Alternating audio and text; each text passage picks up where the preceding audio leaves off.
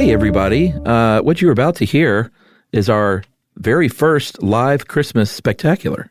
Hey, everybody. Josh is here, too. Mm-hmm.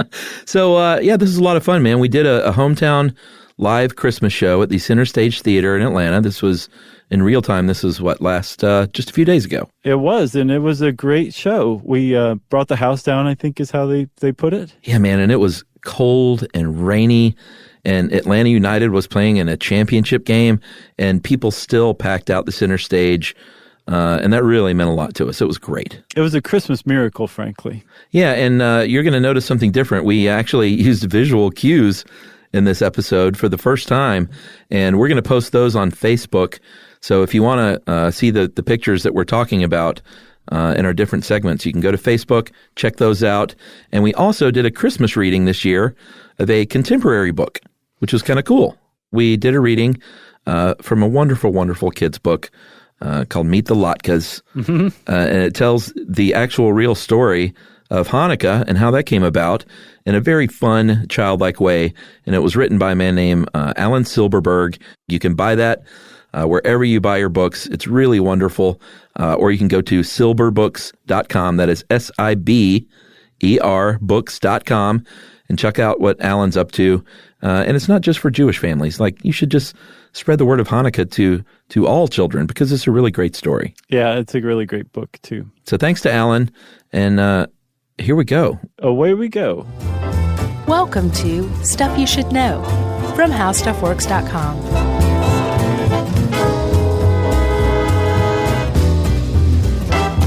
Hey, and welcome to the podcast. I'm Josh Clark. There's Charles W. Chuck Bryant. Jerry's even out there somewhere. And we are here live at Center Stage Theater in our hometown of Atlanta, Georgia.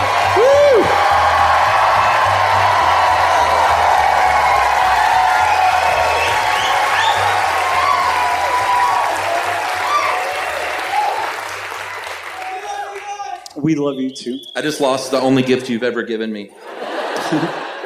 That's not true, by the way. Are you going to put it on? Well, I had it on. I was like, God, why am I hotter than usual? All right. There it is. Fits perfectly. Yeah. I had the tailor-made for you. Nice. So, we wanted to give you guys some information because this is a podcast, right? I'm redoing the horrible, clumsy segue that I did already before we started recording. And we're going to talk to you about the history of aluminum trees. Does anybody have an aluminum tree in here? Okay, a few people over 80. Do you see that over there?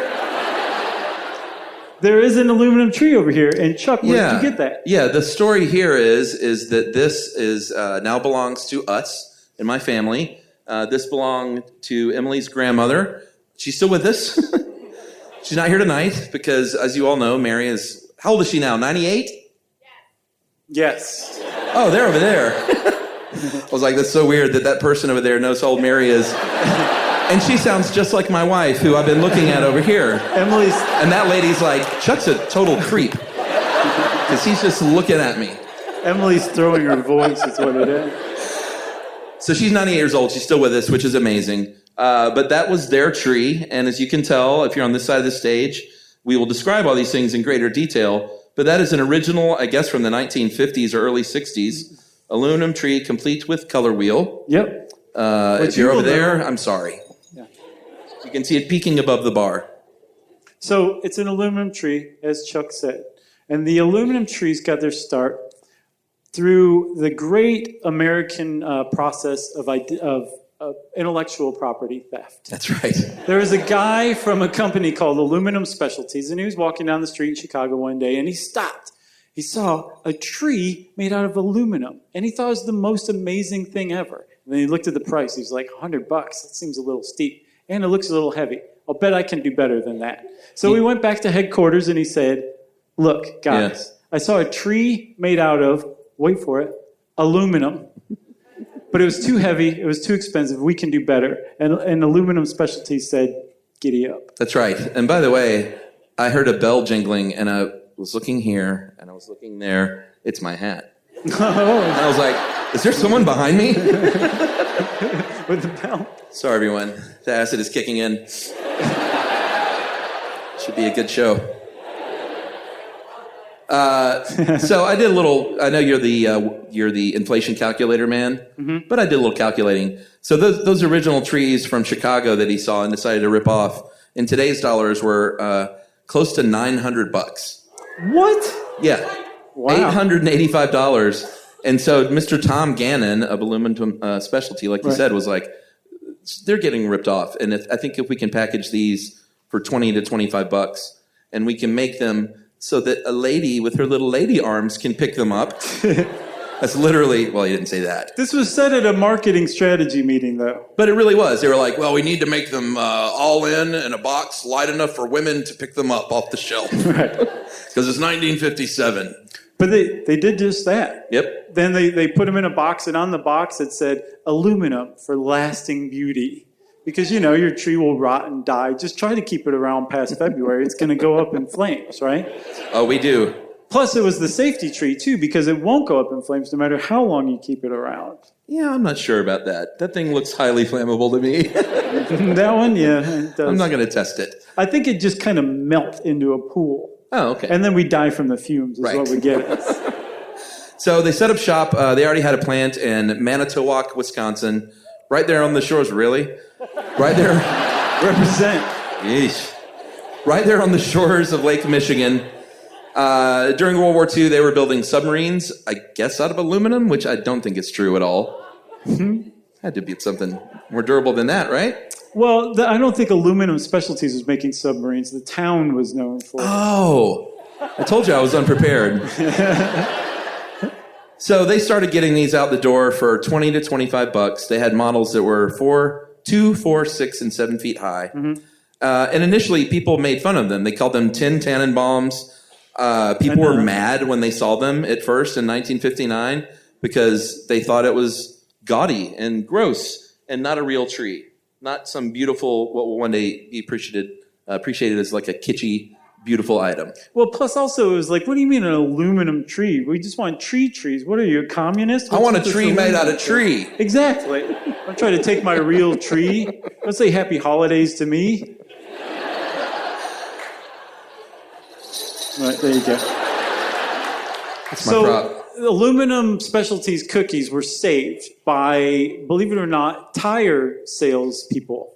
So in Wisconsin, in the wintertime, they don't sell a lot of tires. And so tire stores said, well, we need to make some bread somehow. We got to get Christmas presents for our kids. How are we going to do this? And they heard about these aluminum trees, and they started setting them up in their showrooms. And of course, the pride of every town is the tire store that everyone walks past constantly. But people started walking past the tire store, seeing the aluminum trees in there, and said, okay, they actually are quite beautiful. I want one. And they started selling them like hotcakes. Here's an actual quote. I wish you could have found out who this person was.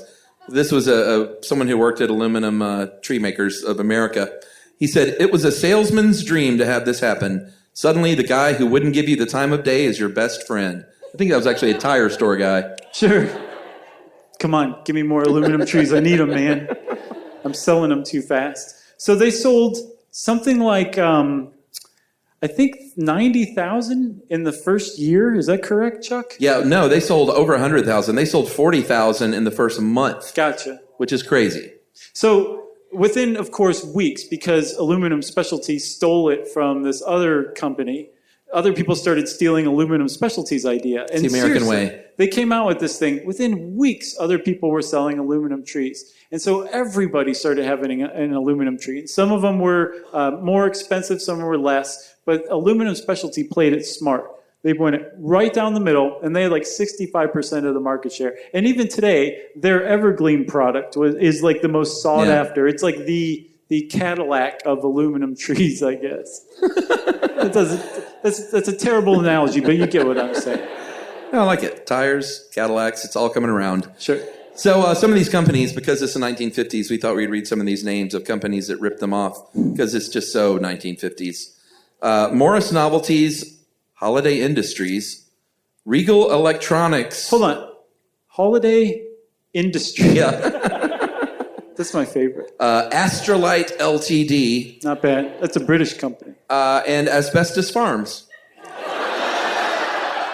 It's really sweet. I made up that last one. This thing just, like my neck just itched when you said that. I'm getting uncomfortable just like every time I look over there, I want to take that off of you.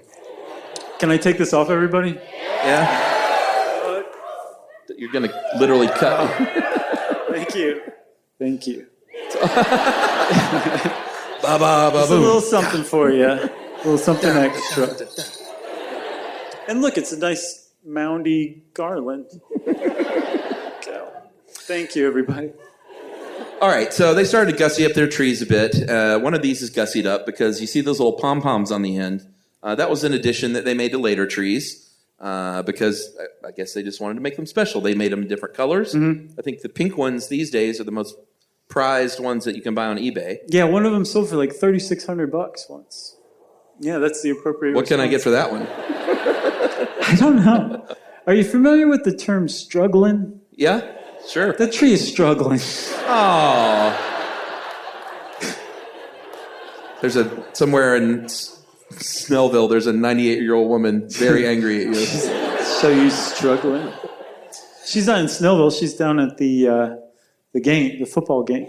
Oh, yeah, she's watching Atlanta United lose. Right. No. I don't want that to happen, everybody. I'm just from Atlanta. I'm preparing myself. You just turned the crowd on us. I know. All right, so these things are moving like hotcakes. They literally sell over 1 million of these combined. And then, of course, like every sort of Christmas fad that comes, it goes. And some people lay the blame at the feet of none other than Charlie Brown. Yeah, isn't that weird? Like, most people think that Charlie Brown did away with the aluminum Christmas tree because in the Charlie Brown Christmas special, Lucy sends Charlie Brown and Linus out to go get a tree. The biggest aluminum tree you can find, preferably pink, right? And so they go off on this mission and they find some. Linus taps on one and it sounds like he's tapping on a ship's hull. Yeah. And Charlie Brown's like, no, I'm not doing this. I'm going with this tree, this little weird, crinkly tree, a struggling Christmas tree.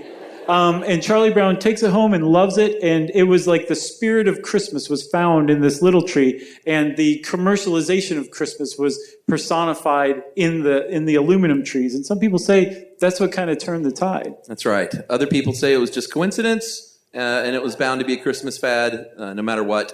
Charlie Brown just kind of helped push it over the cliff, as Charlie Brown as he does. He's got a lot of blood on his hands.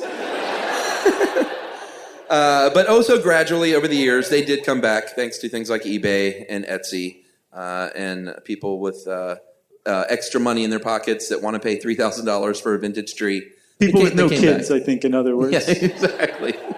But we still have ours, and it still looks great despite what Josh says. Let's give it up for the tree. So, all right, we made it through a segment. We made it through one tomorrow. So it wouldn't be Christmas, everybody, without a good Christmas miracle story, or 3. And we just so happen to have 3 of them for you. We had more, but we found out that a lot of them actually don't really add up once you start digging into them. These are legitimate, bona fide, the Pope has signed off on them Christmas miracles, okay? Hey, everybody. That's what the Pope says. Hey, everybody. That was Irish. Don't even know what's going on. All right, miracle number 1. And this one's going to knock your socks off. This was in 1931. We're going back in the Wayback Machine. Let's further in time. That's what powers the Wayback Machine. That's right.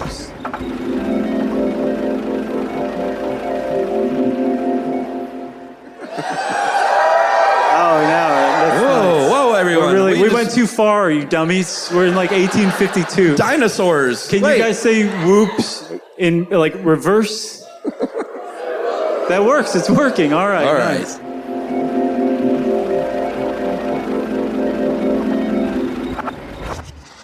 Wow, I've never felt this powerful before in my life. All right, so 1931, there was a couple named Ed and Julia Stewart, and they were making their way across Arizona on Christmas Eve, going home, and they stopped to change a tire because it got a flat out in the middle of nowhere near a town called Superior, Arizona, By the way, I looked up the population. Yes. Because you kept saying, it's in the middle of nowhere. And I was like, yeah, we'll see about that. Okay. Their population in 1930 was about 4,500 people, and now it's about 2,800 people. Yeah. That's a steep decline percentage-wise. They're not going in the right direction. But even still, in 1931, 4,500 people, it's not that many. Plus, Arizona's not even a state yet. Yeah. It's just basically a bunch of people camping out together in the desert, is what Superior, Arizona was. And this couple, their names were Ed and Julia Stewart. They were about 10 miles west of Superior when their car got a flat on Christmas Eve. Oh, just wait. Just remember, it's Christmas Eve when this happens. So they pull over. Ed's fixing the car. And his wife is like, well, I got to go use the restroom, I guess, out here behind a cactus because there's no one around. And, oh, my gosh, there's a hat box laying in the sand, and it's crying. Yes. There was a baby in a hat box. I know, everyone. But this is a Christmas miracle story, so don't get too worried. Keep hope. There's a little girl in there, and she's like, well, this is weird. There's a little baby in a hat box. I almost peed on it. Yeah. Thank God it cried. And so I think we should do the right thing and not leave this baby in the middle of the desert. I'm hoping that it wasn't even a thought. I'm hoping she didn't even have that thought. They flipped a coin and decided to take little Hatbox Baby. They went Anton Chigurh on the thing. They're like, hey, baby, call it heads or tails. Everyone seen No Country for Old Men? Yeah? That was what that was referencing. So they pick up Hatbox Baby. They take Hatbox Baby to a hospital. You're laughing, but that's what they call this baby in the news. Hatbox Hatbox Baby. Seriously. Should have called it Baby Christmas Eve. Sure. Or just Baby Eve. That's a real name. Yeah, sure. You know? Yeah. No one names their kid Hatbox. No, Hatbox Baby. I'm sure somebody sang like a barbershop quartet song, too. It was 1931. Yeah, that's true. You're my Hatbox Baby.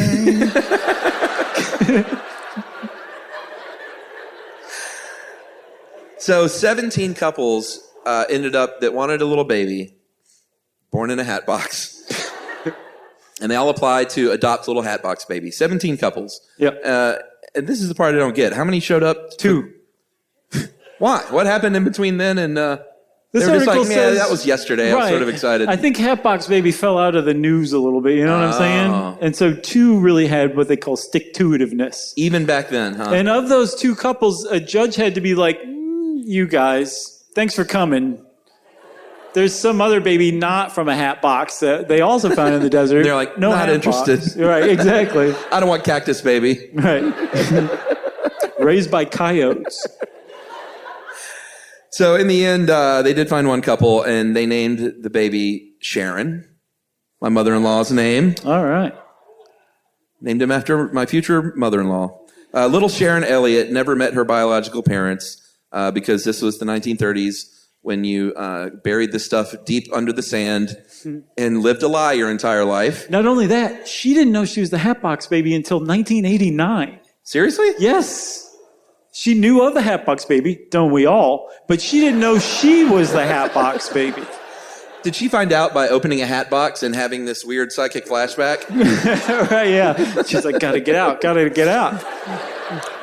There's coyotes after me. Coyotes. Is that the end of this story? Oh, no. The end is she did not meet her parents, which is very sad. But for the 1930s, she went on to have a career in the aerospace industry, which was uncommon for a woman of the time. So she did really well for herself and lived a long and fruitful life. And she's here tonight, everybody. Give it up. Hatbox Baby. She's going to fly in on that's how you end a story. That was Miracle 1. So we have another one for you. 2 of 3 starting now. All right. We actually had 5, and we had to cancel 2 miracles. Yeah, I told him. 1, because it wasn't that interesting. And I'm just going to briefly say... I don't know. There was this one story about a lady who got lost and buried in the snow for 3 days, but lived, and they found her, and I was like, this is amazing. I did some more research, and apparently it was a suicide attempt. And she lost her arms and legs and then sued the hospital. And I was like, I think we should not do this one. Yeah. There's no miracle here. What's the exact opposite of a miracle? Yeah. It's really bad. Of a Christmas miracle. I can't believe you told them that. Actually, I'm proud of you for doing Stuff you that. should know way. All right, so where are we going? Are we going to Korea? We are. We're going to Korea during the right. the onset of the Korean War, and the communists were coming down from China into the Korean Peninsula. And they were pushing the North Koreans further and further south, and a bunch of North Korean people had assembled at the docks at Hungnam. And in Hungnam, there were a lot of people hanging out, something like 100,000 civilians, plus a ton of Allied troops being evacuated. There were ships coming and going and getting people out, but they were mostly getting the soldiers out. And there were a lot of civilians standing there stranded. But luckily for those civilians, there was a captain with one of the greatest names ever, Leonard LaRue. And Leonard LaRue said, "Oh, you're going to die at the hands of the communists who are coming down? Not on Leonard LaRue's watch." And he just happened to captain a ship called the SS Meredith Victory. And the SS Meredith Victory was a large cargo ship, but it was in no way, shape, or form a passenger ship. That's right. And it was actually, weirdly, named after Meredith College in North Carolina, where my niece went to school. It's all full circle. Somehow, this Christmas miracle from Korea in 1950 has to do with Chuck. That's right, everybody. I like to feel like I had a hand in it. So they pull up this SS Meredith Victory, and here's where I got confused, and Josh was kind enough to clear it up, because in this research it said that it was only designed to hold 60 people. Why don't you lower the boom on how many civilians they ended up fitting on this? Leonard LaRue, in one shot, fit 14,000 people. This was a shoddy article. Yeah, so I saw that, and I was like, we're going to have to erase this one, because that's obviously a lie. You can't fit 14,000 people on a 60-person ship. But that was like 60 beds in the crew area. It was a large cargo ship. It wasn't large for 14,000 people. No. They literally stuffed them in there like sardines.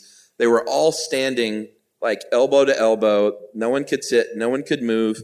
On deck, below deck. There was no water, no food, water. no heat, no toilets, Yeah, think about that. and 14,000 civilians from Think about Korea. that. Yeah, 14,000 civilians from Korea were packed elbow to elbow in the ship, navigating mine-infested waters for 2 days at sea.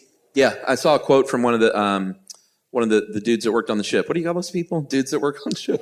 Ship dudes. Yeah. One of the crew members. Yeah. Years later recounted, and he was like, the Korean people are somewhat stoic in their nature, he said, but I couldn't believe, even with that, the way they behaved. And no one, he said it was so orderly, no one fought, no one jostled, everyone just sort of worked together to make this Christmas miracle happen. So okay. There are two miracles that came out of this. So they make land at Geoje Island on Christmas Day. That's right. And two miracles happen. One, over this 2-day period, under these very treacherous conditions, not one person died. Not one person was injured. Miracle one. Yeah, you can clap for that, sure. Sure. Yes. Wait, hold on. Please clap. I got political again. I'm sorry, That's everybody. right. That was miracle one. What was miracle two? Miracle number 2 is they showed up with 14,005 people. Because guess what? 5 little BBs were born, everyone. In this little journey, there was a medic on board that worked with the crew. I found out that didn't have any training, of course, delivering babies. Just running around with a hat box, just drop it in here, drop it in here. The hat box was getting kind of gross after number 2, but they lived with it. Oh. Jerry, cut this part out in the future, okay? Seriously, make a note. 5 little BBs were born. Everyone lived. Those little 5 babies are all right. And they're here tonight, everybody. One of these times it's going to come true. Oh, man, wouldn't that be great? That was Miracle 2. Miracle 3 is as follows, starting now. We should have done these in a different order now that I'm seeing what miracle this is. Does anyone out there like dogs? Same here. What about miracle dogs? Momo, all right, yes. That's right, sure. Sorry. Oh, that's a Simpsons reference. I know. I get it. Okay. You told me never to acknowledge people from the stage. Right. Oh, yeah. Well, this is a special show. I'm right. sorry, buddy. I was just doing as told, sir. All right, so April 2006, Aurora, Colorado, a woman named Vonda Lundstrom had a heartbreak when her little pet rat terrier, Daisy, got out from her fence and didn't come home ever.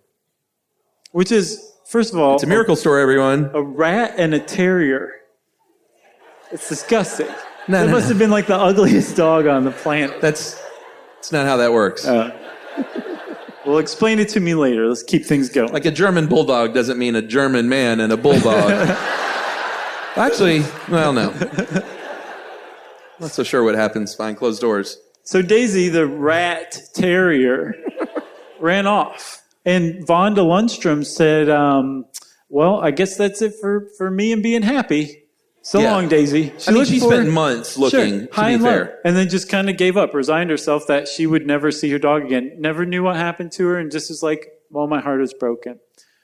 On Christmas Day of that year, she gets a call. And this call is from a woman in Knoxville, Tennessee, saying, hey, guess what?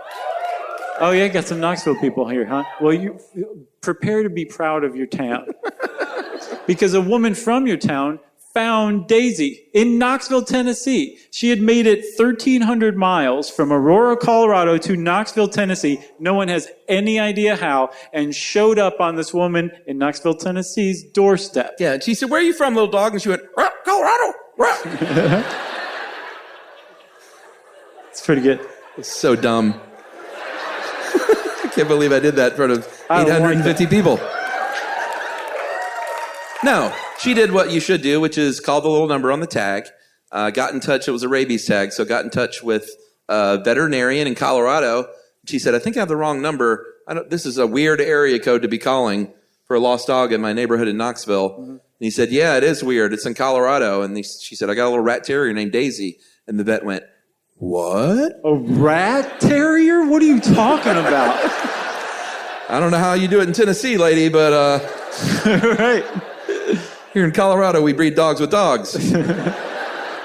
Oh, that's not how we do it in Tennessee. So he said, I think that we have a match here. This is one of my clients, and he called up Vonda, and he said, believe it or not, we think we found Daisy. This dog was missing in April, and this was Christmas. So you do the math. Yeah, had it not been Christmas, it would have just been a miracle, not a Christmas miracle. That's right. Right. So they were reunited, and I guess if we've already told the other story about the other Christmas miracle, we can kind of pull the rug out on this one, too. Daisy was reunited with Vonda, and Daisy got home to find out that Vonda had replaced Daisy, and she had to share her house with another dog. Yeah. That must have been pretty awkward for Daisy. It's like finally back home and runs inside and is like, oh. This is my spot. You haven't been here for a while, so let me tell you what the rules are, Daisy. Yeah, and the dog's like, no, I all over that. And I'm about to again. Is that our last miracle? That was it. That's what I'm saying. We did them out of order. All right. Thanks, everybody. We can tell you guys are the hardcore Stuff You Should Know fans because you clapped for that one. So I don't know if you guys have noticed the theme or not yet, but we're talking a lot about Christmas. I've noticed you shifting it. Is there a rhyme or reason there? Nervous habit. Okay. I thought you were just that was the first time I've shifted. All right, next segment. Right. Wait, no. We just graduated from that one. On to the next. You don't want that side to get cheated. Show them your ball. Right. Here you go, everybody. Get a look at it. Get a load. shouldn't be hearing things. So we're talking Christmas, and what would Christmas be without shoving elbows to the teeth? Maybe a little bit of choking. They're like, oh wait, I can go to jail for that. Over the must-have toy of the season. And we found out that there was a toy that spanned not one, but 2 Christmas seasons. And that toy spanned the Christmases of 1986 and 1987. And his name was Teddy Ruxpin. Yeah, let's go ahead and... Remember that little guy? How adorable. Comes with a cassette and a storybook. Yeah. And you can buy more cassettes and more storybooks and more cassettes and more storybooks. Because that's how they get you. Right. That's how they got you with Teddy Ruxpin. And he was super groundbreaking at the time, right? Teddy Ruxpin, if you don't know what Teddy Ruxpin is, he's this guy, but your kid would put a cassette in his back and press play with like sticky little chocolatey fingers. And Teddy Ruxpin... Hold on. There we go. There you go. We don't want to give away the horror that awaits. Right. And Teddy Ruxpin would come to life and be like, hey, you're my friend, whether you like it or not, kid. And like his eyes would open and close and his nose would spin and he'd start talking. But he would talk, not just, babble or just talk about his day or something like that. He would talk and he would tell a story, right? I was born in a hat box. Right. He was an amazing bear that told your kids stories, and every kid wanted one. But there was actually a pretty great story leading up to it. And it was a Disney Imagineer named Ken Forsey, who was the guy who came up with Teddy Ruxpin. And he worked on him for so long that his original idea was for Teddy Ruxpin to have been a monkey because he wanted to salute the space program. That's how long the guy had been working on Teddy Ruxpin. So I did a little more research into this guy. Like you said, he worked at Disney. What do they call themselves? Imagineers. Oh, wait, I'm sorry. Oh, Imagineers. He actually helped design. He was one of the designers on the Haunted Mansion. Mm-hmm. So big ups for that. Best ride ever. And then, if you were a long time Atlantan, you might remember over at where Phillips Arena now was the old Omni, CNN, and they had the World of Sid and Marty Krofft, which is this weird LSD-fueled amusement park, indoor amusement park, and he helped design that too, which is kind of cool. Yeah. So, like we said, he worked at Disney, and he was like, I've been to the Hall of Presidents. Why don't I just take Abraham Lincoln and wrap him in fur, cut his head off, wrap him in fur, and I think I have $1 million seller. Right. But he worked on it for a while, and the reason it took him so long is because originally Teddy Ruxpin came in 2 parts. You had Teddy Ruxpin, and then you had a box, a big, clunky, ugly box with sharp edges and would catch fire. And this box sent FM signals to Teddy, and then that's how Teddy, with the receiver in his face, would talk and move his mouth. Literal radio signals. Right. He could not have been more complicated if he tried. Right. So, but also really clumsy and cumbersome. A 2-piece set. No kid wants to set up a receiver and twist the dials, or no, they want the hard, sharp box inside the bear. Right. But it was a huge move when they managed to combine the two together. And what they figured out was that they could use one track on a regular cassette tape to record the story, Teddy's voice, and then the other track, they recorded ultra-high frequency radio signals that told Teddy how to move his face. Yeah, it was connected to a little motor. Cassettes record in stereo, so there's 2 sides. Yeah. And they just used one to send a signal to a little motor control, and all of a sudden he could come to life and haunt your dreams. Right. And with that, he took off. 1985, they released him in September, and they were sold out within a month. I think 43,000 units just overnight. Yeah, but this guy was thinking big, though. He was like, this is not a teddy bear, everyone.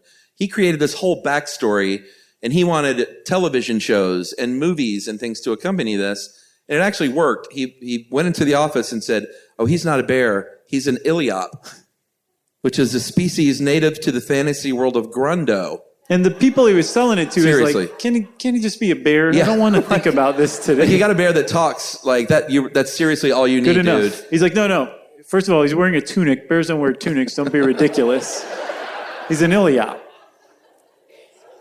So it was a pretty big breakthrough, and Teddy Ruxpin started to take off. 43,000 units in the first month. Yeah. They sold 1 million within like the first 3 or 4 months. It was like a hit. So much so that it spanned 1986 and 1987's Christmases. Yeah, and so much so that he did get 2 specials out of ABC. Believe it or not, he tried HBO, and they're like, that's weird. We're HBO. Right. But ABC was like, sure, why not? So in November and December of 1985, they had 2 live-action Teddy Ruxpin specials about this cute little Iliop. From Grundo. And it came back over the years. I mean, here's the deal. Parents hated this thing because it was like $75 back then. Which is like $1 million today. $1 million. And these cassettes, because the kids are like, well, I've heard that one. I want to hear the next one. And they were $12.95 a pop to get the little book and the cassette. And he was like, oh, I can write stories all day long. Yeah. Children. Yeah, in the middle of these stories, you'd be like, hey, kid, go tell your parents to go get another cassette. Tell them this, just say what I'm about to say. That you will hold your breath until you pass out unless you get another cassette today. Okay? All right, okay. So anyway, in Grundo, it's always lovely out. That's how he would talk. Like there was something wrong with him. I found a few of these titles, too, by the way. Oh, you did? Yeah, there was one called the Mush. They all had colons, too. One was called the Mushroom Forest. You can be anything you want to be. It's like a Gladwell. Wonder what was going on there. Oh, yeah. There was one in the early 90s, and this is not a joke, everyone. Grunge music, tap your feet to the beat. You lie. I'm serious. You lie. Because grunge, the most toe-tappingest genre of music out there. Right. And then finally... But also, that's a Teddy Ruxpin title? What did he tell the story of? I don't know. A bunch of stage diving Iliops. I guess so. And then finally, and Teddy Ruxpin came back a few times over the years. In fact, I think you can still buy them. Like, just a few years ago, there was another company that was like, sure, we'll buy the license. We'll take a crack at it. There was one, finally, where he jumped the shark that was called this. This is the title. Teddy Ruxpin visits the dentist, sponsored by Crest. It's ridiculous. It wasn't implied. That was the title. Right. Anyway, we have to take a message break, everybody. I'm kidding. I was making a joke about the Crest thing. Settle down. Yeah. I do have my Christmas Somebody MeUndies said on, no. though. I do. I wear my Christmas light MeUndies. It's authentic, everyone. So Teddy Ruxpin, he went away. The market got saturated. There was something called Rappin' Rabbit. There was one called Blabbering Bear, which is just a terrible name. They did zero market research. That's how fast everybody was getting this stuff. That's the to one I market. would have gotten, like the Sears version. Oh, yeah. Blabber Bear. Not by your own choice. No. Oh, same here, buddy. Yeah. I know what you mean. Knights of the Round Table. Yeah. Yeah. It looks just like polo, except for the little flag. Yeah. Like the kids at school are not going to buy this. Is that the end of that segment? That's the end of that.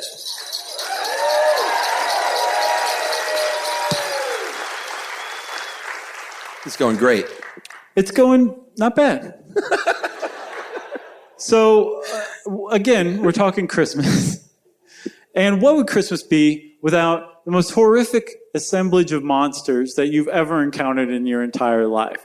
Well, if you're scared by this kind of thing, if you don't like monsters or they make you uneasy, thank your lucky stars that you were not raised in Europe. Because Europe has the scariest Christmas traditions of all time, ever.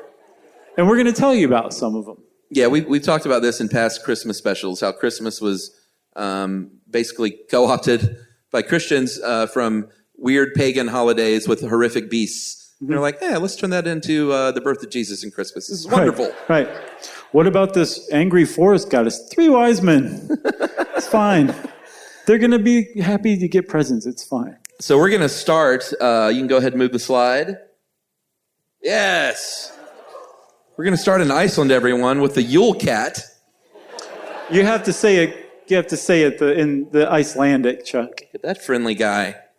Yes, in Icelandic, it is Jólak Kuturin. I'm sorry, everybody. Say it like Bjork, please. Oh. You like Kuterin? Yeah. Hey, that wasn't bad. That was my best Bjork. It was a good Bjork, dude.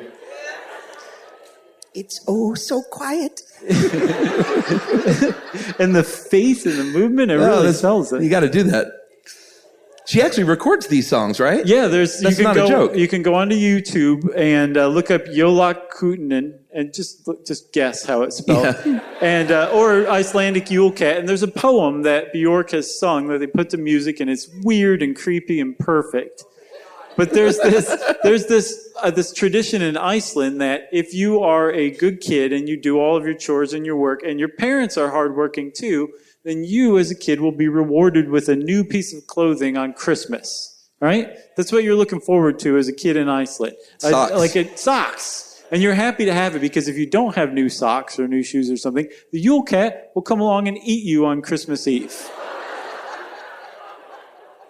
Will eat you in your house in front of your family. You see that kid? He knows. He's like, there's totally a cat behind me right now, isn't there? And his friends are going, nope. Yeah. Wearing their new jackets. Right, yeah. Members only. We're all good.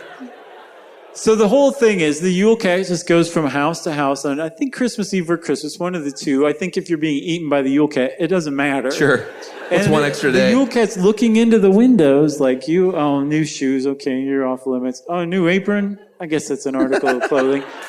It's just going from house to house. And then the Yule Cat will inevitably find some kid who was lazy and didn't do their chores, so they didn't get a new piece of clothing. Yeah.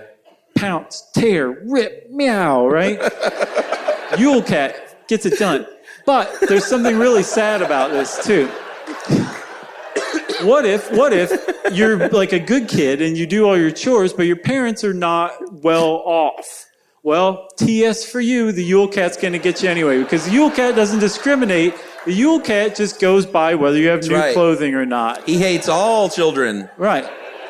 So what's very sweet is if you read this Yule Cat poem, in the end it says, hopefully this will have you give a thought, children, to kids who are less fortunate than you, so you can make sure that they have a new piece of clothing around the holidays, so they won't get eaten by the Yule Cat. Right. And if not, the blood is on your hands. Right.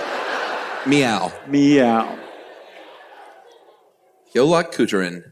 What I love about all these is it was, when you look at the progression, Christmas softened to the point now where it's like, oh, you get coal in your stocking. And back then it was like, a cat will come and eat you. Eat you in front of your family. Because it's all like good kid, bad kid. What are you going to get? You're going to get a present or coal? And back then it was like, will you live or will you die? That's right. It's really amazing. All right, for this next one, we are going to Germany, the home of many horrors. A lot. Germany and Austria, which featured this kind woman, and I guess her band of... Her soul eaters. Yeah. Clearly. This is Frau Perchta. Frau Perchta was a witch who would, if she thought you were pretty good, give you some candy. If she thought you were bad, she would cut you open and tear out your guts and stuff you with garbage. Yes. That's what they taught kids. Better not be bad, or your guts are going to get pulled out and replaced with garbage by Frau Perchta. Yeah, she would visit over the 12 days of Christmas because she had a lot of work to do. I saw one descriptor that she was often described as having one abnormally large foot called a goose foot. Oh, I haven't heard that one. I don't know. It's a good one. I thought it was called drop foot. I don't even know what that is. You got the goose foot? So, did you have a mishap at the mani-pedi place? So the other thing it said too, that she would slit their bellies open and stuff it with straw and pebbles. I like garbage more. I like garbage too. Because it also makes you think, like, what kind of garbage? Like coffee grounds and banana peels or something? Or more like... I don't think she's composting. Right, okay. But I mean, that's garbage. Because remember, you have to turn the kid every 2 days. Right, exactly. Keep it out in the sun so it gets nice and steamy. Maybe put some worms in there too. Well, she was a forest goddess, so it would make sense. Look at her. So Frau Perchta, not who you wanted to run into if you were a bad kid. Alrighty. Who's next? Germany again? Yeah. Of course. If you were in Germany, or nowadays if you're in Pennsylvania Dutch country, which is in Pennsylvania, you might run into a little guy named Belschnickel. Let's bring up Belschnickel.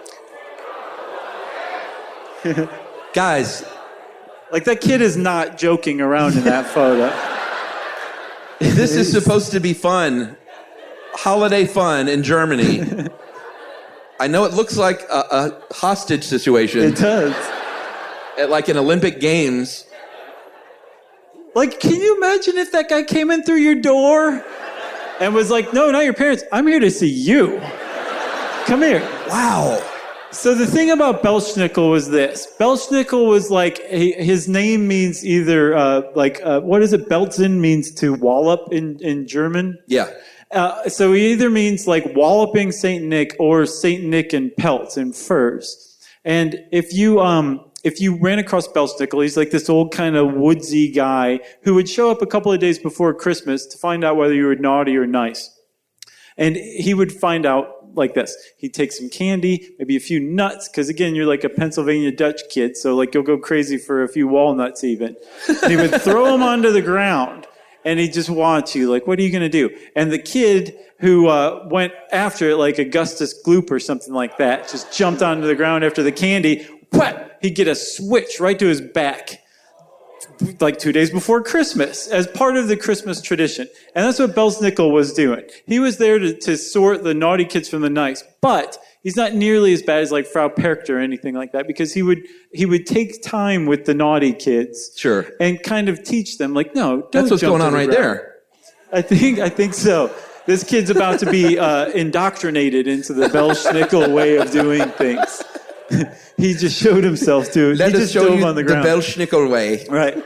But he would spend time with the kids who were bad to basically say, this is how you do it. Here's some candy. And he was meant to be a warning before St. Nick came to say, you can still be good Right. before Christmas. I think that's a great warning.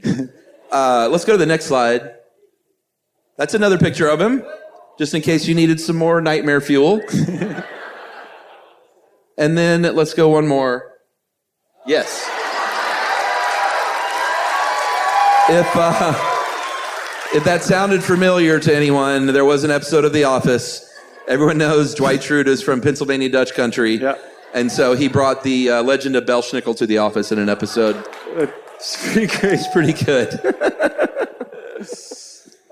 So moving along, we're going to go on over to the Lorraine, Alsace, and Lorraine regions of France. Oh, actually, this has nothing to do with any of these, except that this was a Christmas photo from Germany.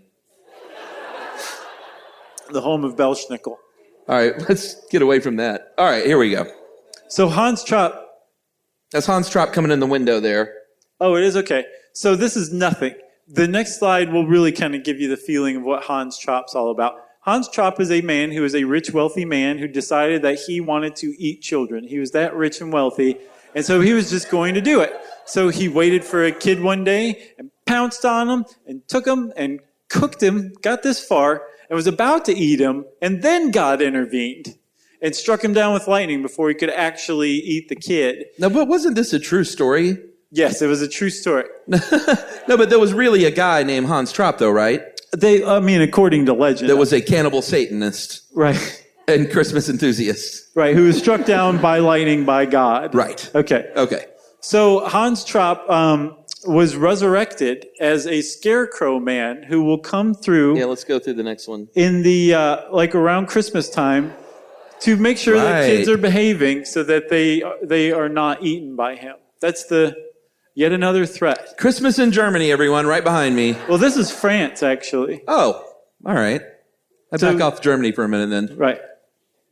I thought that was Germany, no? Hans Trapp's my least favorite Christmas figure. We're going to stay in France, everyone, with the last one. Let's switch that slide. Not bad, comparatively, right? Like, I'll take this guy any day over the rest of them. This is, how do you pronounce that? You're the Frenchie here among us. Père Fouettard. That last that really finishes it off nicely. This is the French legend. The name translates to Father Whipper. And there was another evil butcher who craved children to eat. This is a constant theme in Europe around Christmas. And if you listen to our Grimm's fairy tales or the Grimm's brothers. There's a constant theme in children's literature that if you did not behave, you would be eaten by an adult. Right. Very sweet. So he craved children to eat, and he and his wife would lure 3 boys into the butcher shop where they would kill, chop up, and salt these children until St. Nicholas comes to the rescue, resurrecting the boys and taking custody of the butcher. I love that. He takes custody. He said, "You're with me now. You work for me. I'm St. Nick." Yeah, and he literally put him to work. He was not like, "You go to the authorities." He was like, "Come on back to the North Pole. I think I got something for you." But it wasn't like, "Come on back to the North Pole. I want you to start painting checkerboards for the little boys and girls." It was, "No, I like the cut of your jib. Yeah. I want you to come do that for me." So he would send them out ahead of time to basically Belschnickel all the little kids. And it's like, "You heard of Belschnickel? Just do that." Then St. Nick would come in and be like, "Oh, hey, at least I'm not Père Fouettard, right? You know, I'm St. Nick." Good cop, bad cop. Basically, exactly like that. Except the bad cop had no choice in the matter because he was in the custody of St. Nick. That's right. And that's France. Who needs a drink? Us too. All right. We just so happen to have a bar over here. So we're going to go to it now. All right, everybody. We're moving to the bar set. Yes. Hold on. Oh, thank you. Chuck's going to get my thing. I'm going to, we're going to talk about hot toddies. Is anybody a hot toddy fan? Thank you, Chuck. Well, we're hot toddy fans too, but Chuck, haven't you not had one before, or you haven't had one for a while? What's the deal? I feel like Emily's made me a hot toddy when I was sick, because alcoholics like to tell each other that it's good for a cold, when it's really just like, "I'm sick, but I really still like to drink." Right. And they're like, "Oh, well, this is great for that. Just put some lemon and honey in it, and you're all set." Sure. So Josh is the bartender. Why don't you walk us through? Well, first of all, we should talk a little bit about where the hot toddy might have come from. So they actually don't know. They think possibly it came from Scotland, Edinburgh, and in Edinburgh there was a well. Wait, you didn't say that right. It's Edinburgh. Right. There was a well that everybody drew water from, and water's like a big feature of the hot toddy, and the well was called Todd's Well, T-O-D's well. And they think, well, there you go. That's story one. Maybe. There's another one. In India, they drink a medicinal drink called the toddy. Yeah, T-A-R-I, the toddy. And it's made from tree sap. Nah. There's another one. There was a guy named Robert Bentley Todd. He was a doctor, and he would prescribe this stuff constantly, whether you were sick or not. He'd be like, "Just drink this." And they think maybe he was the inventor of the toddy. No, I like that one. You like that one? Yeah. The fourth one that I came across was that it was invented to make scotch more palatable to women, and I think that's probably where the hot toddy came up. So they could sell more scotch, basically. And then they came up with these backstories for it. That's right. So you're brewing up some water. I am. What do we have here tonight? Got a little local rye, it looks like. Resurgence Rye Whiskey, everybody. So if you don't know how to make a toddy, it's super easy, and it's really actually quite good. Oh, great. This show just took a turn to the left. But a toddy is just delicious whiskey of some sort, usually. It can be Scotch, it can be Irish, it can be bourbon. We're doing bourbon or rye or something like that. A little sweetener, usually honey, some citrus, and then some hot water. That's it. Right. But depending on where you are in the country, there are variations, of course, when you get geographically specific. In New England, you might have one made with clam juice. Just kidding. Now, they actually use maple syrup instead of honey in New England. Where else? In Ireland, they use potato water. No? Just a joke? We really have gotten into dad joke territory in the last couple of years. Some people have pointed it out, and I'm like, by God, they're right. That is pretty lazy. I'm like, Ireland, potatoes, right? Right. Irish whiskey there. In Scotland, they use Ewan McGregor's sweat. Well, that's just heavenly. Kidding. They use Scotch. And then William Faulkner actually had a recipe that used bourbon. I don't have a William Faulkner joke. It's a very serious man. So tell us what we're doing here, Josh. What do we got? So I put about an ounce and a half, 2 ounces. This jigger doesn't actually say how big it is. But you want to put 1 to 2 ounces in, a couple of tablespoons of honey, a bunch of lemon, because, that's what makes it, the honey and the lemon makes it medicinal, right? That's right, said the alcoholic. I'm going to put... I was talking about me, by the way, not thanks. you. All right. I was like, just go with it. He doesn't know his tongue. I'm going to put a little less than a whole lemon in between the two of them.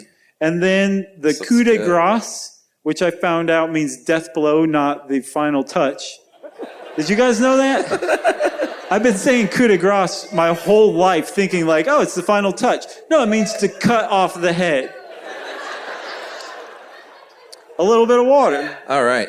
I will say this, though. Jokes about alcoholism aside. Here's another one. There are doctors, like Mayo Clinic doctors, that have said there is a little bit of legitimacy here. The lemon does help. The honey does help. Warm liquid, I know, people are like, yeah, whatever. Warm liquids help with congestion. They help loosen things up. They help stimulate your saliva.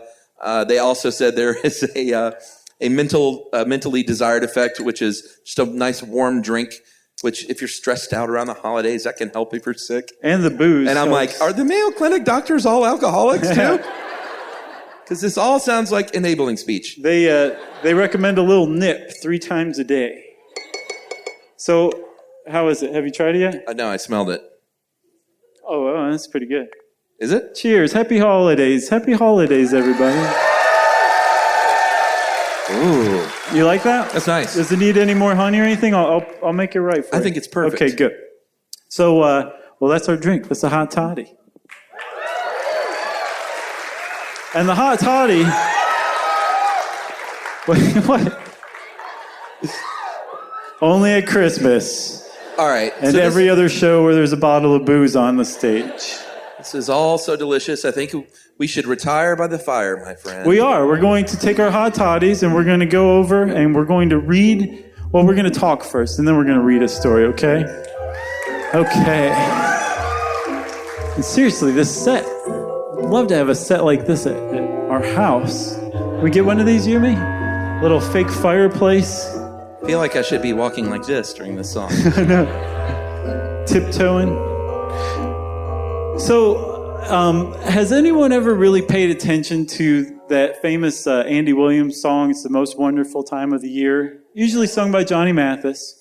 But if you really pay attention to the lyrics, he says, there will be scary ghost stories and tales of the glory of Christmases long, long ago. I've totally never noticed that until you brought me this a week ago. Has anyone else heard that and been like, what are they talking about? Like, this doesn't even make sense. It does make sense if you know a little bit about the history of Christmas. You were very close to your Don't Be Dumb set right now. I am. Any Don't Be Dumb fans here? I need a plank right here. You tell them Josh sent you. Yes, there's that guy. Thank you. I just broke the 5th wall. Think about it. I know. So the reason why that song says there will be scary ghost stories is that ghost stories were a part of Christmas for eons. Like, remember we were talking about like Frau Perkta and Belschnickel and all of them, and how they were kind of co-opted from pagan lore.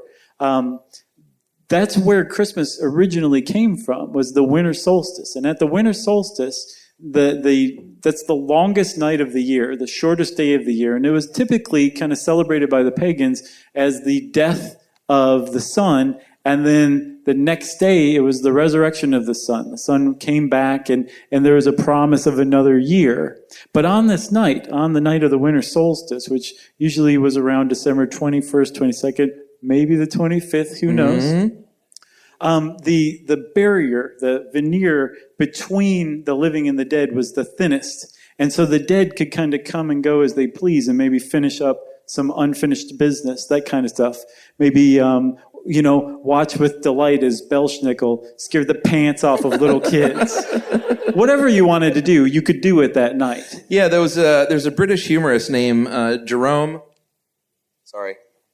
Jerome Fuzzy. Oh, no, wait. His name is Jerome. Jerome K. Jerome. Yeah, I thought I was reading that wrong.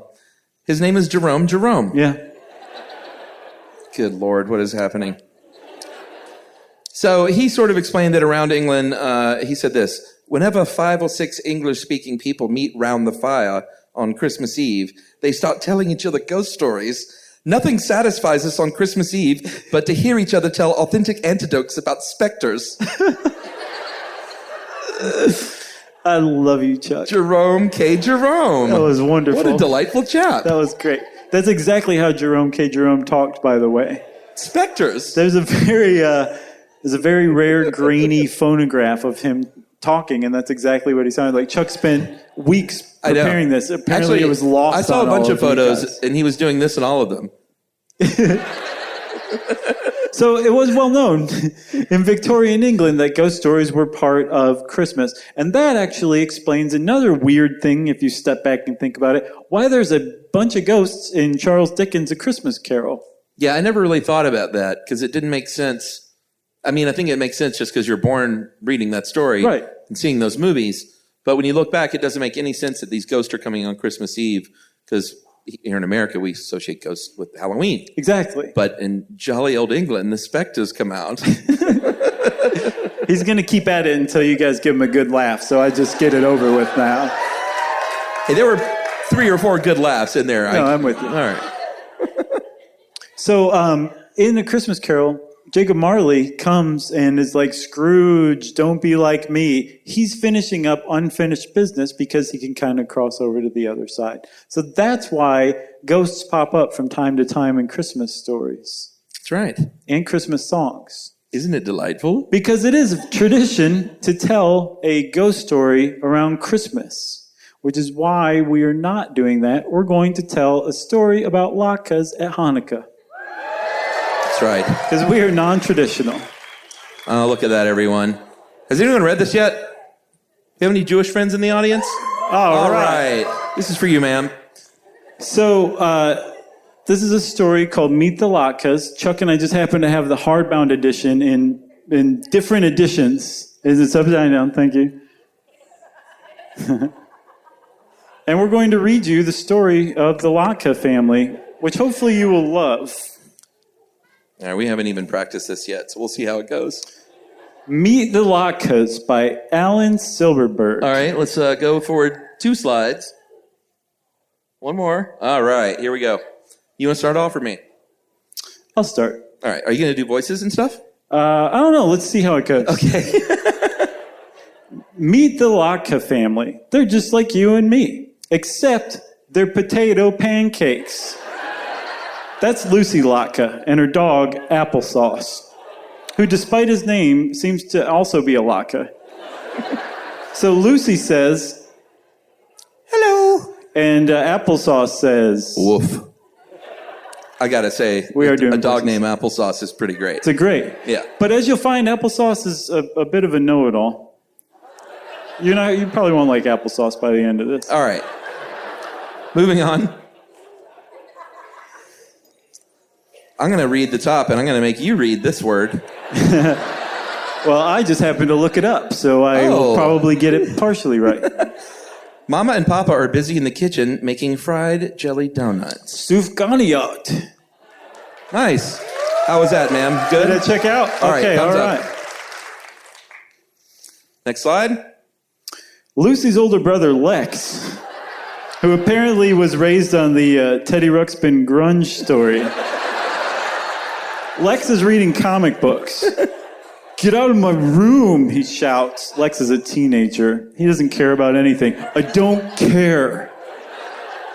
But Lex should care because, ellipse. Tonight's the night, Lucy sings. She was just turned into Neil Diamond. It's the first night of Hanukkah. No, it's not. Oh, right. There's someone else in the Latke family. Yes. Grandpa, hi there. Tonight's not Hanukkah, Grandpa says. It's Hanukkah. That's what I said, Lucy is confused. As I believe Chuck said, we hadn't run through this yet. Hanukkah. Can I keep going? Let me take this one too. Yeah, keep going. Or did you really want this one? No, that's all you. Grandpa grumbles. Say it with me. Hanukkah.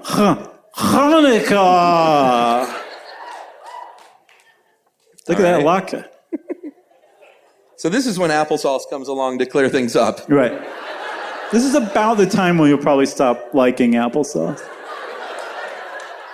Actually, both Hanukkah and Hanukkah are right. The holiday's name is Hebrew, everyone. So there are different ways to spell it and say it in English. I'm a dog named Applesauce. Mm-hmm. That was a good applesauce. Thanks, applesauce, says Lucy. Says Grandpa. Oh, they're still getting ready for Hanukkah, everyone. Hanukkah! The Latka family cooks and sings. Just wonderful. They're singing the dreidel song, everyone. Oh, dreidel, dreidel, dreidel. You know the rest. Yes, very nice. Oh, we're singing. Don't worry. Yep. And they decorate the house. Look, they've even decorated applesauce. Mm-hmm. Applesauce is like, actually, this is more bunting than decorations. And they said, here, applesauce, eat this. Except for Lex. He still doesn't care about anything. I still don't care. I could do Lex all day.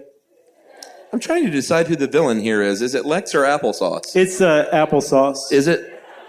Oh, I love... You knew. Oh, yeah. Yeah. I've disliked applesauce since day one. But you're kind of a Lex, though, at the end of the day, aren't you? Do you really think so? I don't know. I thought more of a Lucy. I thought you were kind of a grandpa. I was kind of happy go, well, yeah, maybe. I identify with Grandpa more, sure. Yeah, all right. So after the menorah is lit, and the dreidels are spun, and the gelt gets gobbled, Grandpa plops Lucy onto his lap. Do you want to hear about the miracle of Hanukkah, my little Latka? And this is the best part, everyone. It tells the true story of Hanukkah. It's not just fun and games. I do, Lucy says, biting into her last chocolate coin. That's the gelt. Did someone just correct my pronunciation of gelt? Grandpa begins with just a whisper. First, you need to know about the bees. Bees? Lucy asks. Grandpa nods. Hanukkah is a celebration of how the Jewish temple was saved from destruction. We celebrate this holiday thanks to the brave bees who buzzed and stung and fought to keep our people safe. I'm going to take the despicable applesauce. Okay. I'm pretty sure there aren't any bees in the history of Hanukkah or Hanukkah. Feh, says Grandpa. Whose story is this? You're a dog named Applesauce. I threw that last part in. I don't know if you guys are following along. So Lucy's eyes widen. Were the bees big, Grandpa? Big, they were huge, giant, they were mega bees. And then applesauce comes in. You mean Maccabees? Grandpa says, no, definitely mega bees. And the biggest, bravest of them all was Judah Maccabee. That's Judah Maccabee. He was a mighty warrior and a heroic Jew who lived in Israel more than 2,000 years ago. And there were no bees. Woof, pee. Yeah. But too late, applesauce. Lucy can see it now. Judah and his swarm of giant bees buzzing and stinging and fighting to save the Jewish temple and the lives of everyone who worshiped there. And who do you think Judah and his big bees were battling, Grandpa asked? That's easy. It was... Oh my goodness, everyone. It's alien potatoes.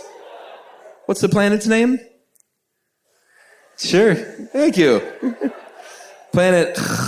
I just thought it was a coincidence. I don't understand why you said planet.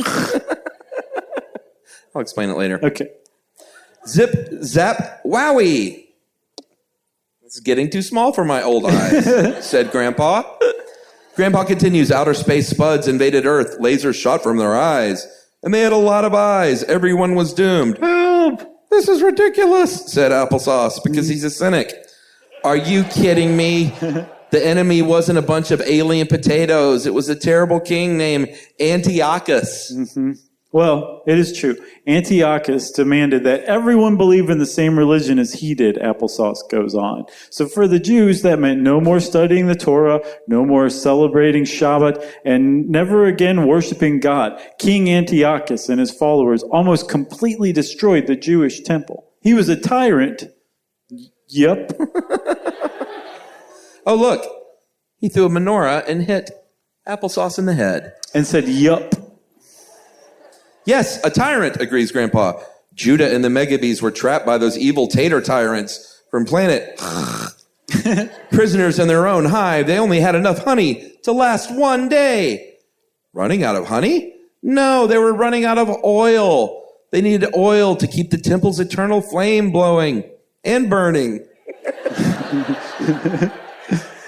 And they weren't bees. Shh. Everybody, applesauce is going to find his way to a hat box in the desert. I love dogs and I hate applesauce. The Megabees plotted and schemed, Grandpa says, and the next morning, when the sun rose on the temple, an enormous wooden dreidel stood in the village square. What could it be? The alien potatoes all wondered. And why does it buzz? Lucy waves her arms. I know. The Megabees were hiding inside the dreidel. Lucy was right. All right, everyone. Let's finish strong. Smart Latka, says Grandpa. Plitz, plats, plots. The Megabees burst from the dreidel and sliced and whipped and mashed those tater tyrants into taters. Tattered tater tyrants? Lucy asked. Try saying that 3 times, Grandpa says. Tattered tater tyrants, tattered tater tyrants, tattered tater tyrants. All right, wow. Everybody. You all get gelt. It's not bad, everybody.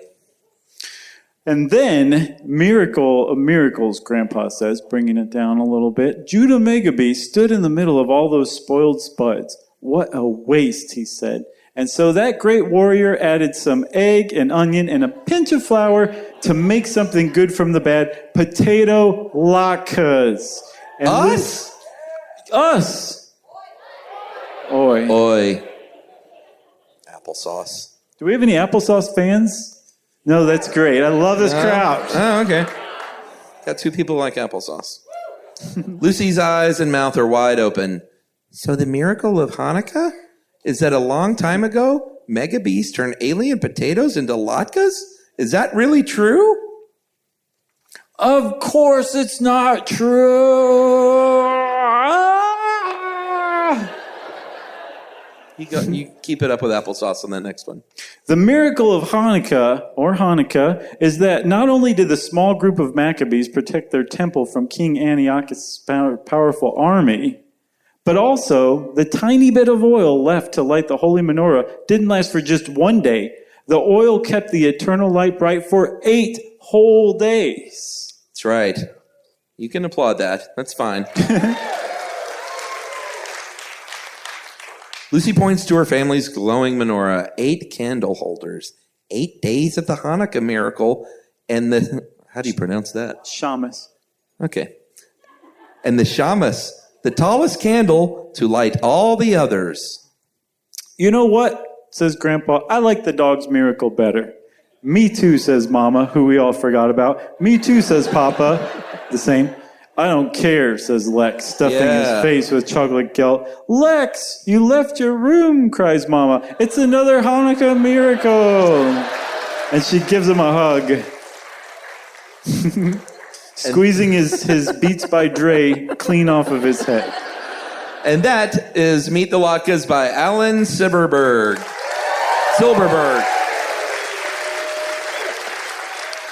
You want to sing? I think we should sing. You guys want to sing? A song? Okay. We're going to sing a carol. We're going to lead you guys in singing a carol, and we're not joking. Okay? And this is how we're closing the show, everyone. So thank you for being here with us. We hope you guys have a wonderful Christmas time, a wonderful holiday time. Happy Hanukkah. And here we go.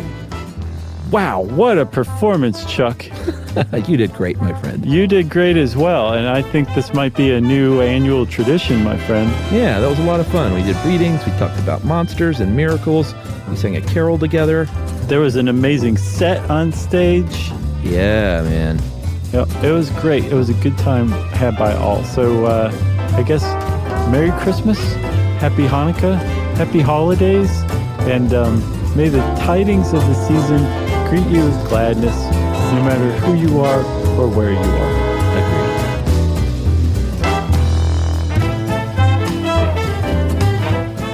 For more on this and thousands of other topics, visit howstuffworks.com.